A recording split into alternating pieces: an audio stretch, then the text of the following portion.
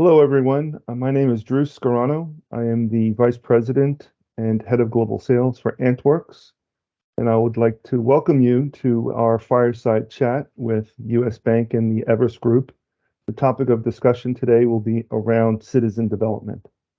With me, I have Major Sandin, the Senior Vice President of Risk Strategy for US Bank, and Anil Vijayan, who is a partner at the Everest Group. So welcome, Major and Anil. Thank you. Thank you. Great, thank you. So let's just jump right into it. Major, first question I'd really like to understand, what precisely is citizen development to you, and how has it evolved into a prevailing approach within US Bank today? And if you could provide some examples of why you chose to use a technology like IDP, AntWorks, and what other technologies may have you used, and what distinctive advantage does it have to offer your citizen development team?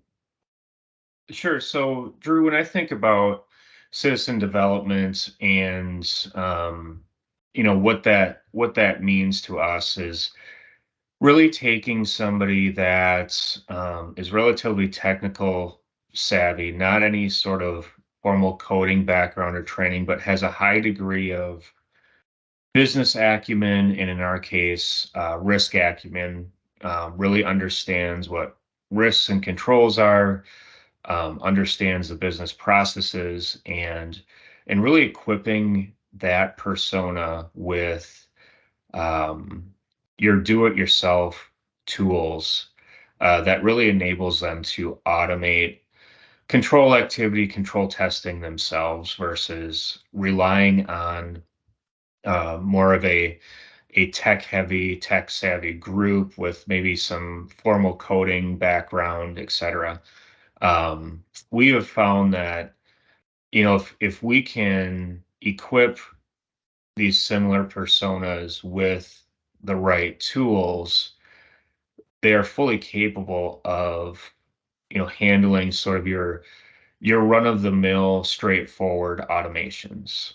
An example for us would be, we may have a control activity where we today have a human being looking at a loan document, say it's an interest rate, and just simply comparing that to what we have as the interest rate in our system. So very straightforward.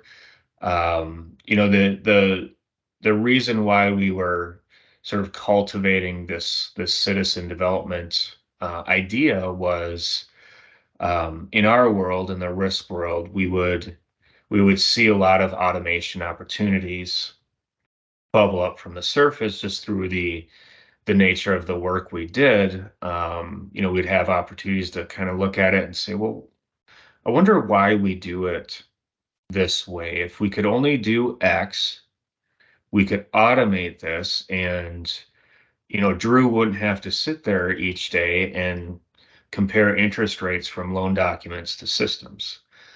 Now, that's great. We can identify all these opportunities, but generally, at least, my experience has been, when we're trying to get somebody with the technical expertise to automate this, we generally run into hurdle rates, meaning they're going to prioritize their opportunities by, cost savings and these metrics that we never really could meet with simply automating one control. So we never really got priority, and sometimes you would be put on a list and 3 years would go by and you wouldn't hear anything. Right? It just kept, well, this is a small opportunity because, if you automate this, maybe we can save, 100 or 200 hours of Drew's time. So the ROI wasn't really The there. ROI would never add up when Right. you took this single, bite-sized, maybe call it a micro opportunity. But we had found that, if you go through your control environment, once you start stacking up these small opportunities, all of a sudden you have a big opportunity, right? Mhm. But you can never make the case like, okay, this is one control, we can save 100 hours. Can you work on it? And it's like, yeah, in 3 or 4 years. So that's kind of, citizen development was kind of born out of trying to solve that problem. And, we had gone quite a long time just saying, God, we could do this if we could just simply, use IDP ourselves and configure it ourselves versus having to meet this hurdle rate.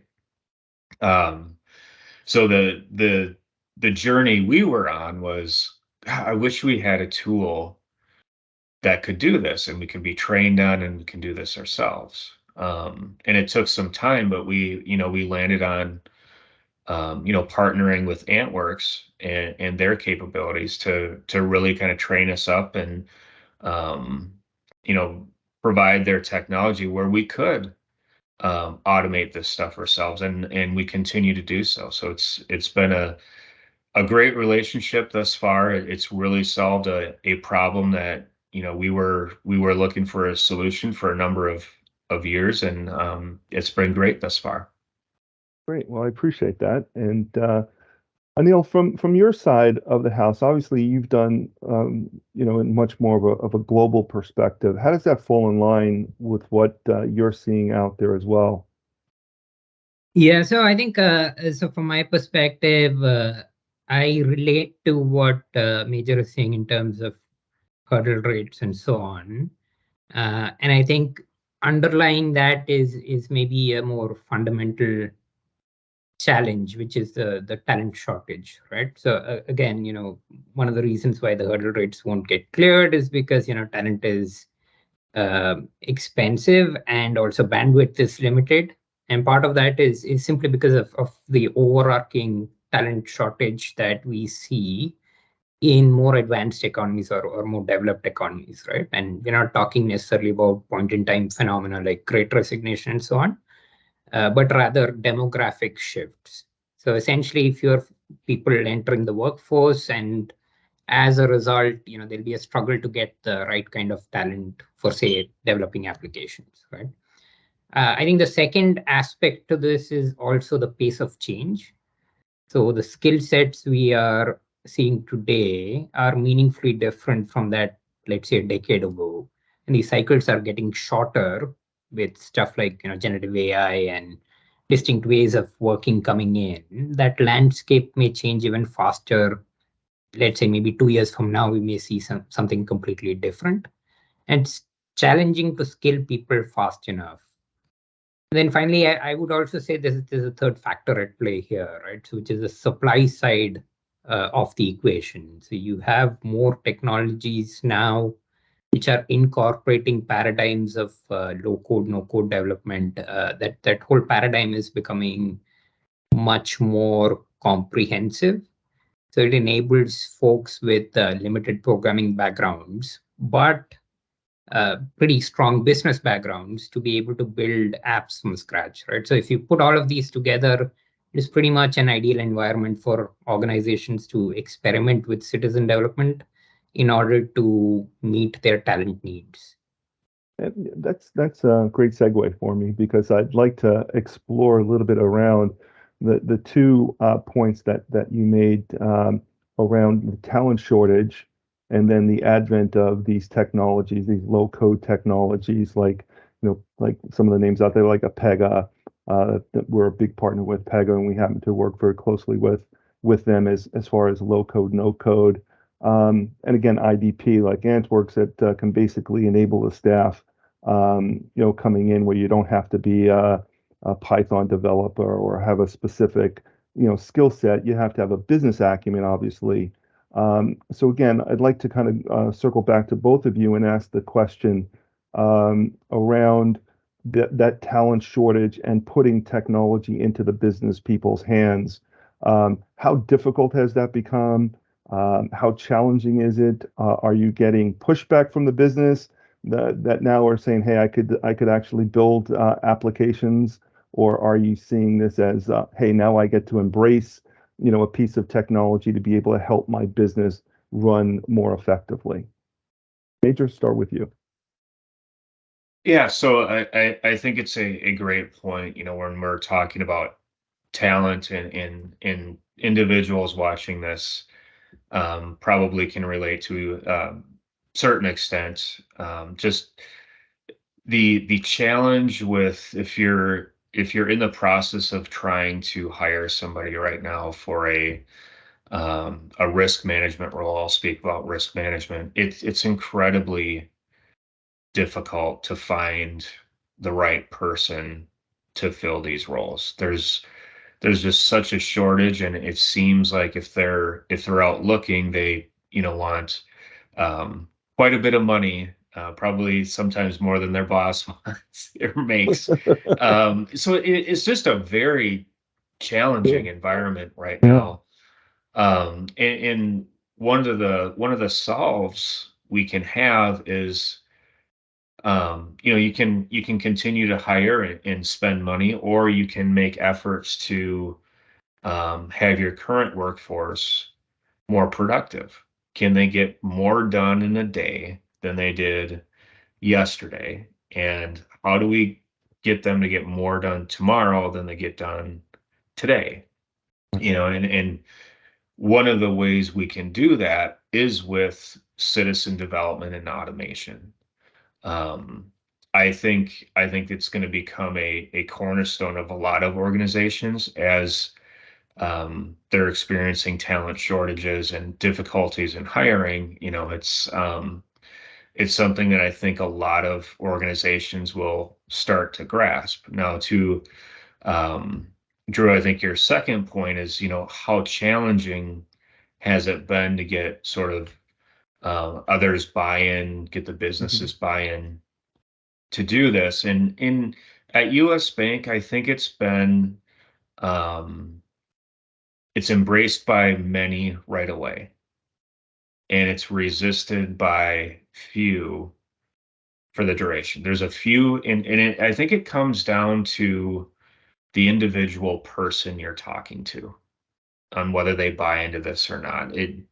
We can't think about this as this organization is really, embracing this technology and idea of citizen development. When I was first rolling these concepts out and training people, there were some people within my team that they were very uncomfortable doing this.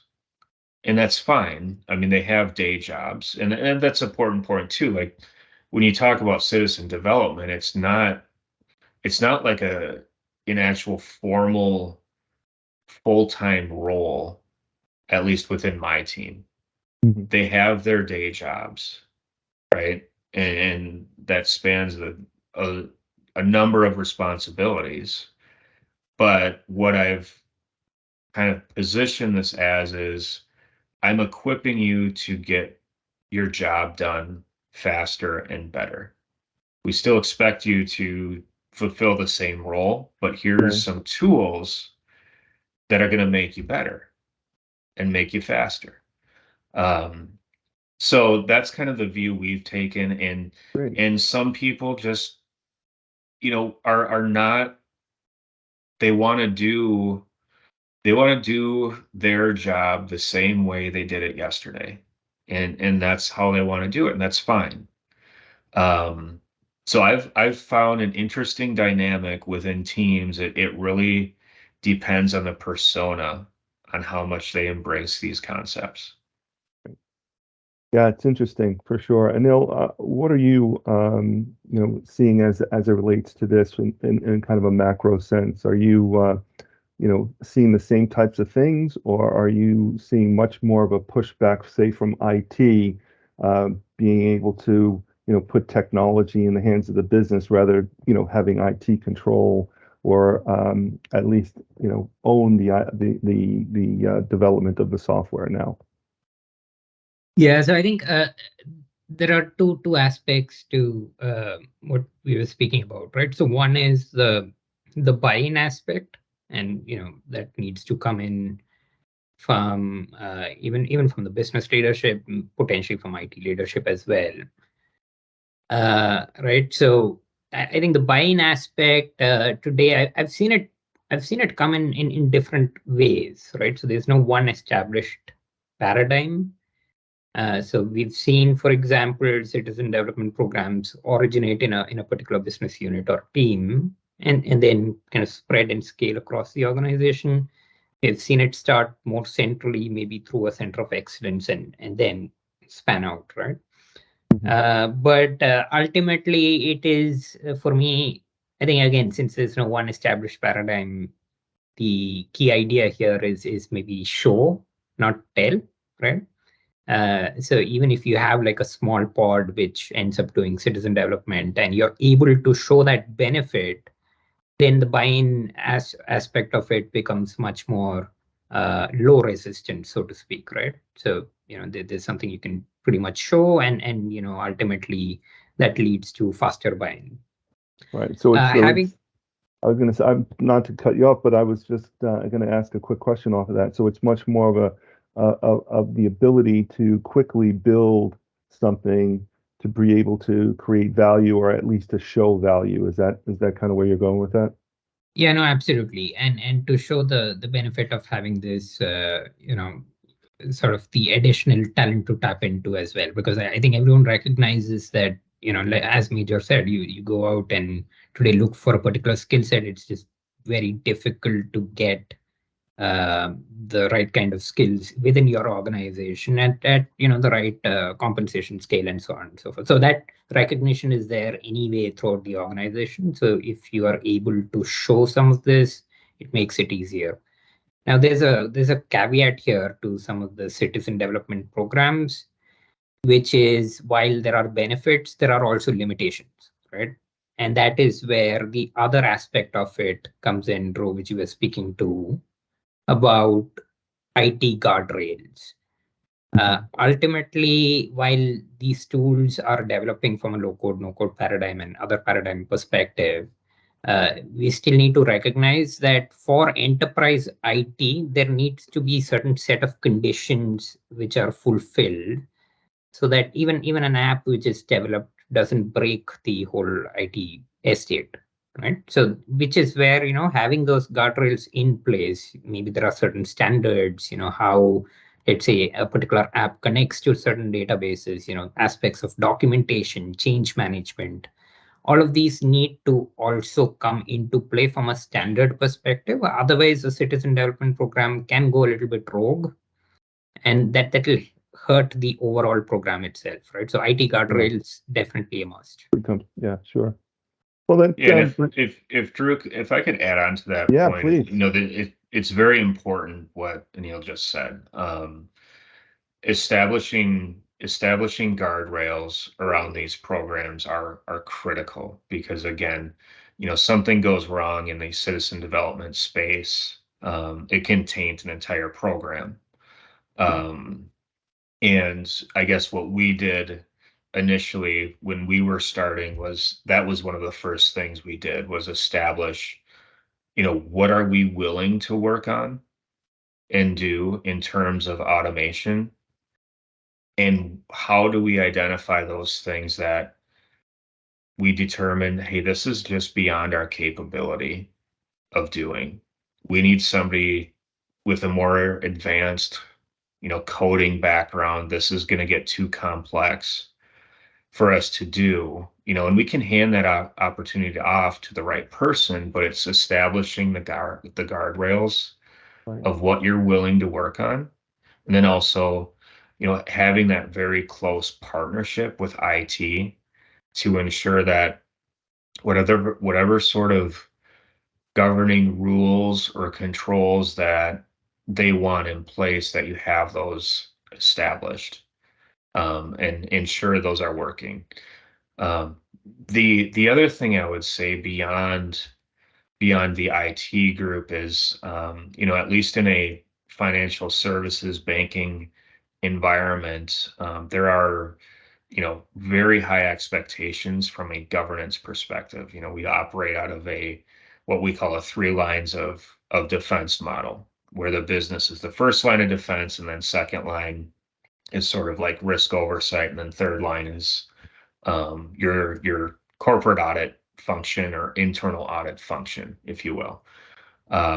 What we did as we were building this program out was just ensuring that, not only were we going to play by IT's rules and their governance of what we were doing, but there's also, these risk governance groups that we need to at minimum inform what we're doing, but ensure we're playing by their rules as well.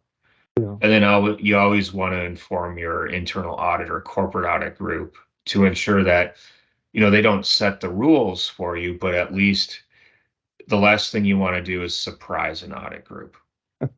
You want them fully informed and understand what you're doing, because if they get surprised, generally bad things can happen. Yeah. So that's sort of some advice for individuals watching this webcast is, do not work at this in a silo. You've got to play by IT's rules, get them engaged. If you're in banking, financial services, you've got to engage your second and third line partners as well. And so, Anil, from that side of the house, you talked about the COE. Is it always the COE that is the central part of emerging technologies coming into play, or will the citizen developer, replace a COE? Is there going to be peaceful coexistence, do you think, or you think there's, now with putting the technology in the hands of the business with these tools and the advent of GenAI and other tools that are coming online here in the next year or two, do you see the COE kind of going away and not being the emphasis of technology? Yeah, so that's an interesting question, and so I'm going to say, as would any consultant worth his or her salt, it depends, right? So the actual evolution of some of these actually correlates a bit to the scale of the program as well. So for instance, you could have a grassroots. So citizen development itself is part of this whole grassroots or bottom-up approach, right, to automation or to development and so on. And that could have various stages of maturity, right? And maybe in the first stage or the early stage, it would be just about sourcing ideas, right? And then that is implemented or evaluated and then developed further. In maybe the more mature stage, you could have large scale citizen development programs as well, where a lot of the folks who are more on the business side, they start to develop some of these apps, maybe proof of concept. Maybe some of them even go on to build out more sophisticated apps, right, with the required amount of training, the right incentivization mechanisms, et cetera, right? Now, either way, I think the COE tends to play a role, especially when it comes to scaled up programs, right? So it's just that the role of the COE may change across those timelines or those maturity phases. So when you get to a more scaled up program, you may have a COE which has even a hub and spoke model, right? So the hub perhaps maintains all of these standards and helps update on the IT guardrails, etc. And also takes up maybe more sophisticated development projects which have impact across the organization. The spokes then help with planting the same ideas within particular business units and so on, and they work with the citizen developers within those business units, right? So I don't think it's an either or. When it is very small, perhaps it can be the case that maybe there is not an established COE at all, and there is a citizen developer, or there are a group of citizen developers which work maybe with enterprise IT within a business unit. But as it scales up, it gets beneficial to have some sort of maybe a centralized standards and governance mechanism, maybe with spokes across the organizations as well, right? So it is an evolution. Another question, Anil, I have for you is obviously U.S. Bank, one of the largest banks in North America, has embarked on this journey around citizen developer.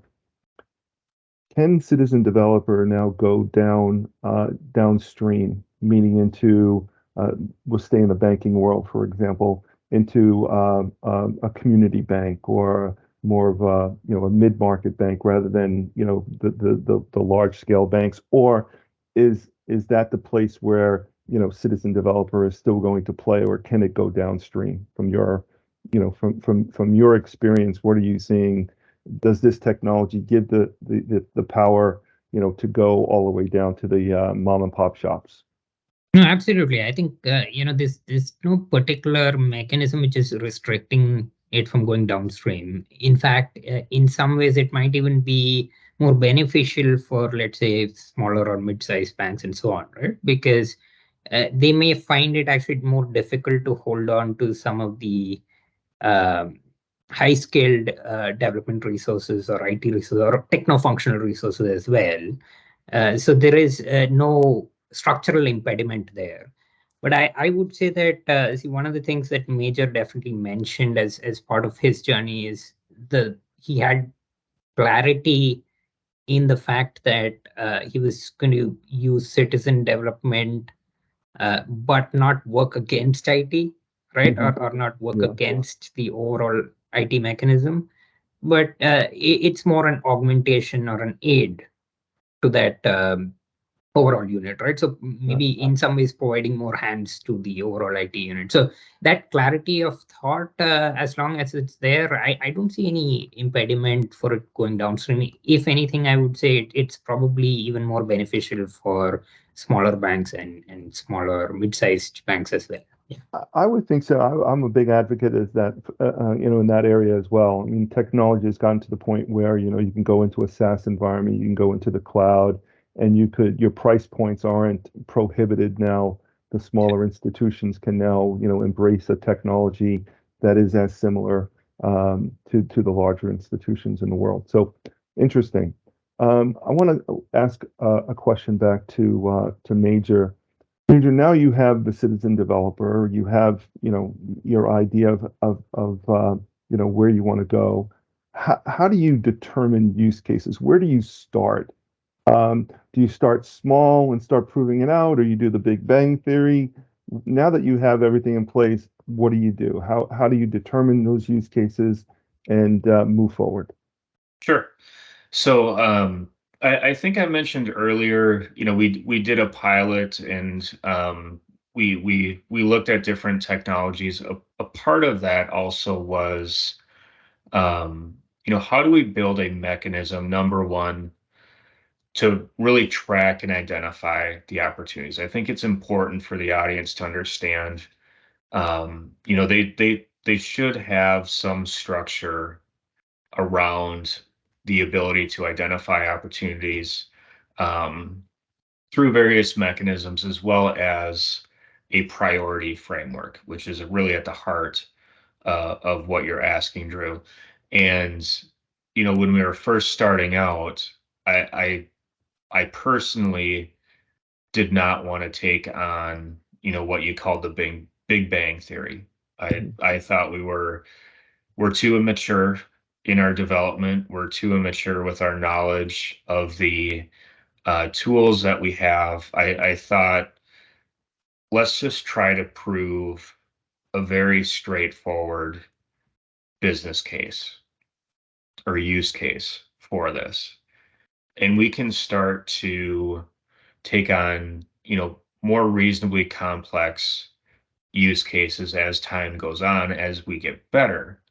With the functionality of the tools that we're learning, I kind of likened it to, well, the first time somebody uses Microsoft Excel, right? If you recall back, yeah, you could type some numbers into a cell, you could navigate how to get around the spreadsheet.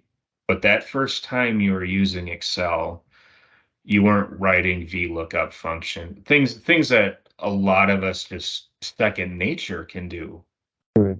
today, right? But it's taken, years of experience with Excel, and it's it's like, well, these are kind of the same thing. So at first I was like, okay, well, what opportunities do we have that would just require, navigating the spreadsheet and entering numbers into the cell? And that's what we went with, to make sure, yep, we can do it. Let's keep it that way. And then, as we got better, we took a step back and said, well, maybe some of our priorities should be around some of our low-hanging fruit, like how quickly can we get this done?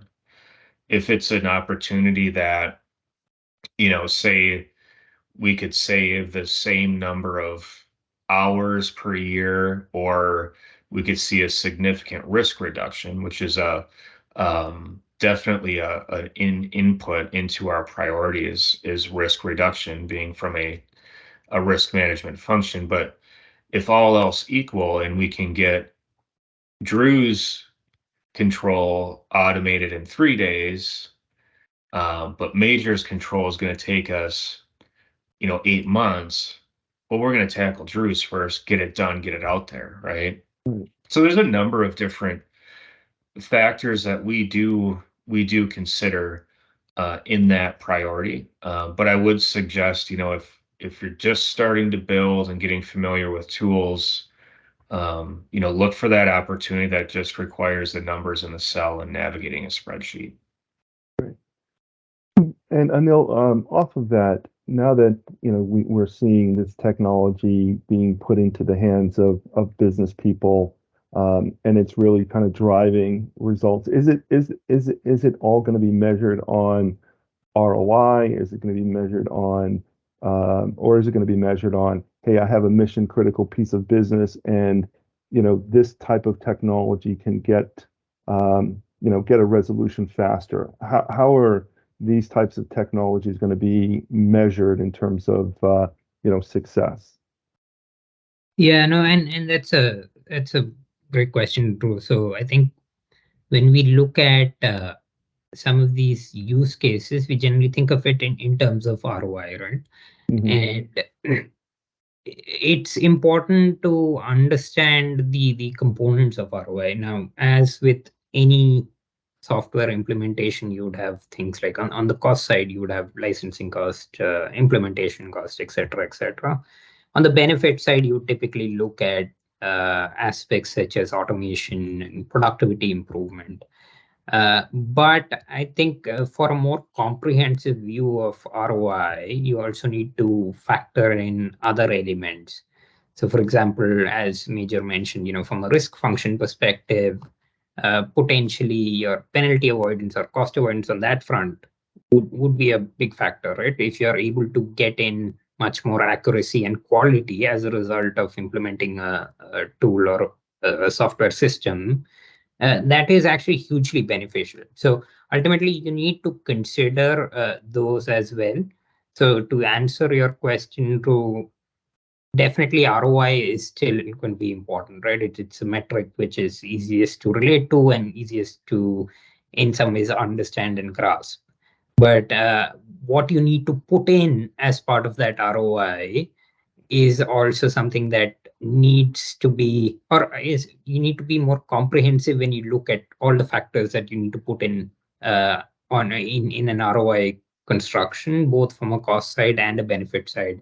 In fact, we have detailed out many of these in our recently published IDP playbook. So if the listeners are interested, definitely go and Yeah. look at that and download the entire report, because it contains a whole lot of these frameworks and a step-by-step guide to how you can go about using IDP, even from a overall perspective and aspects of citizen development as well. Great.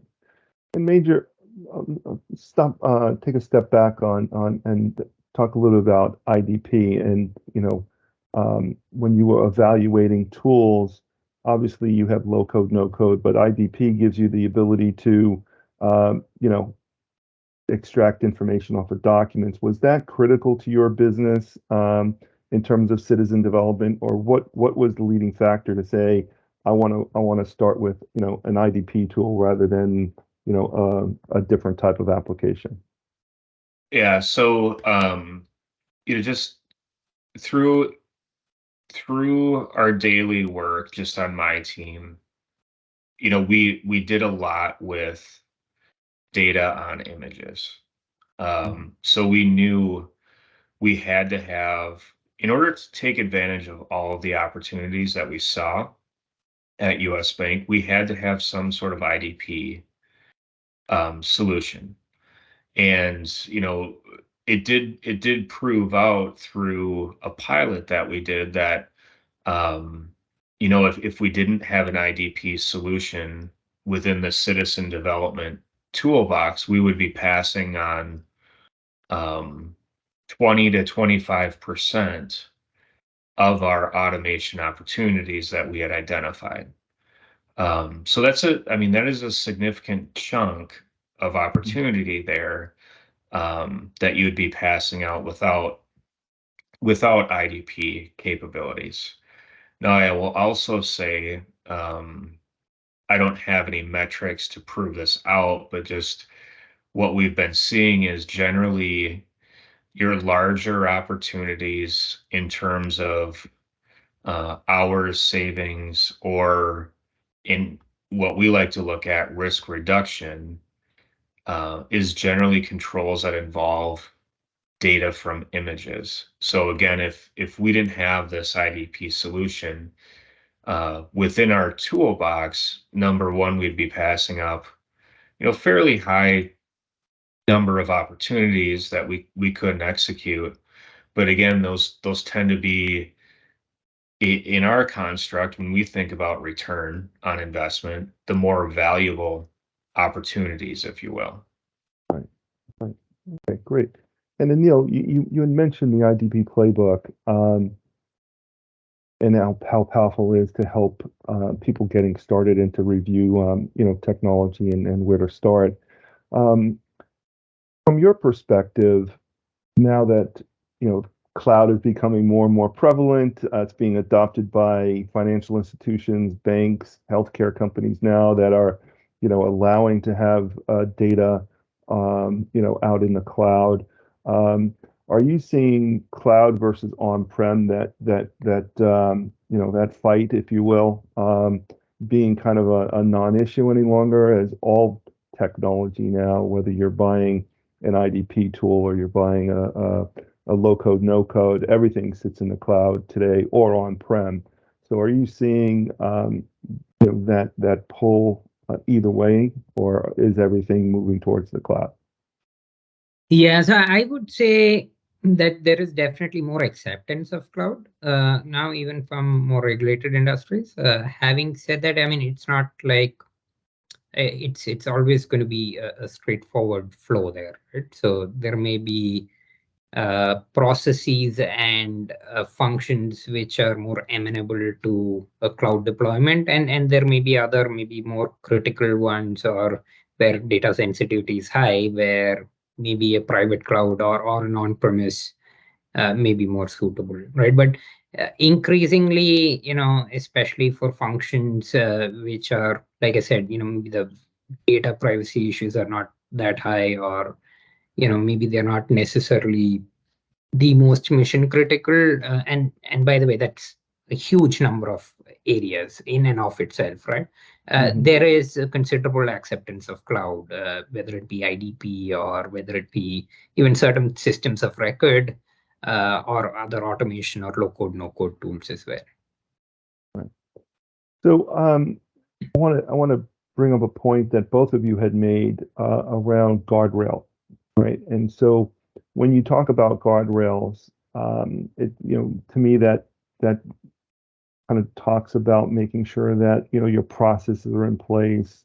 But I'm interested in guardrails as it relates to kind of the security. Now you're putting, again, this powerful technology in the hands of the business. How do you ensure, Major, that not only the guardrails but the security are set in place where your citizen developer is doing things properly and in the right fashion?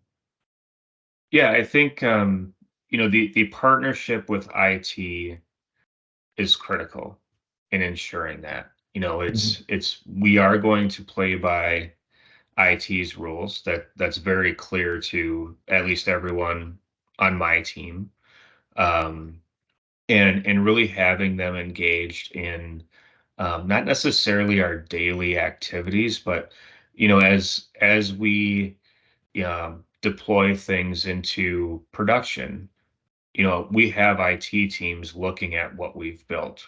It does this meet our policy requirements? So again, going back to sort of the partnerships you need to forge with building something like this, and really engaging your IT function is critical in establishing those guardrails.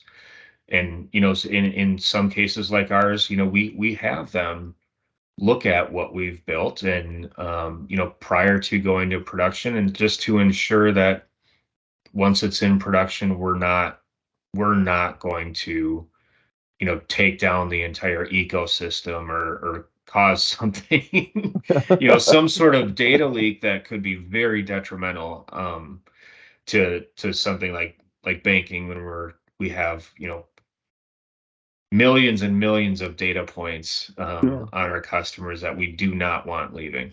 Yeah, yeah. Which, again, that's kind of where I was going with that question, is because there's so much information that you're now putting in hands of, people who can make, decisions like, right off the bat, right? And put that into a application very quickly and into, some sort of production, depending upon, again, the controls you have in place. Yeah, so and Drew, I'd just like to add here, Yeah, it please. goes back to what I was saying about knowing your limitations as well with a citizen program. And as Major mentioned, I think you need to be able to say that, hey, these are places where maybe I don't know about a vulnerability assessment or penetration testing, or what kind of attacks could come, or something else, right? So you need to hand it off to the experts at that point, or at least work within their constraints and guidelines, which are all there in place for a reason. So yeah, I mean, Yeah. it's essentially what it is. Interesting.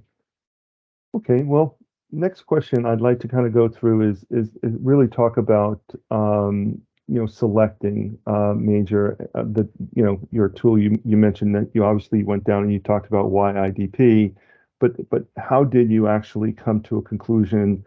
I'm going to go with AntWorks, for example. What was your process to actually select us? Mm-hmm. Yeah, and I think I've mentioned too that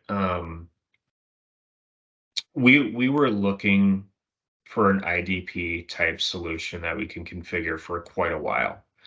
And the process of selecting a tool there, that there wasn't a lot of options that we saw out there until we learned about AntWorks, and we went through the sales pitch, the presentation, the introductions, and Drew told me how great AntWorks was, and blah blah blah. Right? And you're still It was a talking sales. and you're still talking to So me I today. went through that, right? But if you're in risk, you're obviously you're skeptical, right? So for me, it wasn't having somebody say, "Oh, yeah, this tool is so great and it can solve all of your problems." Okay, that's great, but we have to, again, going back to something Anil said, you got to show me rather than tell me, right? So we went down the path of, okay, well, if we're gonna say that, normal business people with no coding background can configure this tool and lift data from images, let's go out and prove it. And that's exactly what we had to do. And so we did a pilot with AntWorks on a use case that we had recently experienced quite a bit of pain with, because it was a manual review of images in a system. And one of, I think, the the conditions of that pilot that was important, because if this condition was met, it would prove the viability of this IDP tool. And we don't need somebody to go in and configure this tool for us. We have got to prove that somebody from Major's team can take this tool, configure it, and get a reasonably accurate output of the data from that image. And it took some time to get through that. I know you wanted to help us a lot, and we made you sit on the sidelines, but it eventually proved out that yes, we can take somebody with a non-coding background and they can lift data from images, and we can start automating. Great. Anil, do you see that happening more and more? Obviously, potential customers will come to your organization and kind of help you with how do I go around this journey? How do I start this journey? Do you see these kind of hands-on POCs or hands-on using the technology because it's available in the cloud and it's easy and it's quick to put up? And do you see that type of an evaluation becoming the norm? So I would say that type of evaluation still exists, but for me, from my perspective, when I was covering this space, or when I started covering this space, right, which is several years ago, there was still a great deal of let's say lack of understanding when it comes to IDP-like solutions, right? Over course of time, that has changed. So in the beginning, there was more education, maybe more skepticism about the benefits, etc. Now, slowly, it's starting to become mainstream. So we still do see bake-offs, and specifically, in instances where there are particular requirements, right? Like Major mentioned, people from his team needed to be able to use the tool to deliver outcomes. In those cases, we still do see plenty of bake-offs, but I would say that over course of time, acceptability has increased. So now there are other ways or more traditional ways of measurement or evaluation of different vendors, which are also coming into play. Great. Appreciate that. Well, I have one final question, and this is kind of an interesting question and an interesting perspective from I'm going to date myself with back in the day when I was selling, technology around BPM, we were selling, business process management and rules engine, and the analysts had, case management and rules engines separate. They've merged, and obviously BPM became a big space all in itself. And then around 2016, RPA became all the rage, and everybody all of a sudden was talking. Every boardroom was talking about RPA, right? And then 2019, 2020, low code, no code became all the rage. Well, recently, the last year, 6 months, generative AI is now, everyone is talking about it. Everybody is talking about GenAI, and if you go onto everybody's webpage, they're talking about, how they're going to bring their technology into GenAI. Obviously AntWorks, we have a GenAI that we're releasing here very shortly as well. From both of your perspectives, how do you see the convergence of citizen development and GenAI, or do you see it at all? Yes, I can take a stab at that, Okay. and then Major maybe can add as well. So, Sure. I think from a generative AI perspective, we are seeing. I would say there would be more convergence than necessarily divergence that way. I think it will be incorporated into different paradigms which already pre-exist, right? So We are seeing generative AI, for example, enabling folks to write code or improve code without necessarily having a whole lot of deep expertise in the syntax of a particular programming language, right? So again, if we go back to our whole talent issue and so on and so forth, this is one of those other augmenting solutions for that fundamental issue, right? So anyway, that's the first stage. Now, beyond that, we may get into scenarios where potentially AI would be able to generate test, and even fix code, right, at some point in time. We are not there yet, but I can see a future where large parts of the development program itself will be heavily aided by AI. And of course, this means that the option of citizen development, or even the skill set for citizen development, will actually change, right? So you can potentially have folks doing more complicated or more sophisticated programming as well without having to invest several years of effort in training. So I fully expect product vendors to build this into their systems along with improving the low code, no code functionality. That's where I see generative AI, coming in as part of the overall paradigm for citizen development. Yeah, I think it's going to converge, but I think it's going to take quite some time to see that play out. There's some evolution that I think needs to happen, but I think the end state we get to in terms of citizen development and AI is, AI is going to, at some point in time, and I don't know when, I'm just kind of prognosticating here, but at some point in time within my career, I think, um,